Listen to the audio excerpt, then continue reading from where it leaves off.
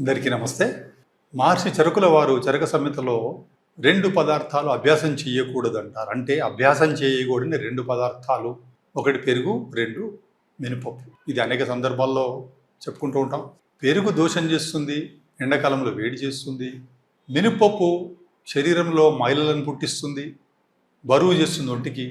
కాబట్టి ఈ మినపప్పును అలవాటుగా ఎక్కువ కాలం వాడకూడదు, అంటే అభ్యాసం చేయకూడదు. పెరుగు వేడి చేస్తుంది, ఛానల్స్ బ్లాక్ చేస్తుంది. కాబట్టి ఇది కూడా అభ్యాసం చేయకూడదు. అవసరం ఉన్నప్పుడు వాడుకోవచ్చు.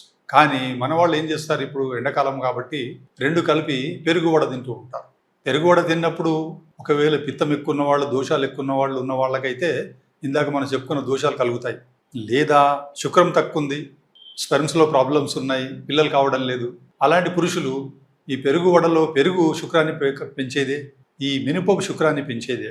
అయితే ఈ పెరుగు వడలలో ఈ వడను నెయ్యిలో తీయాలన్నమాట.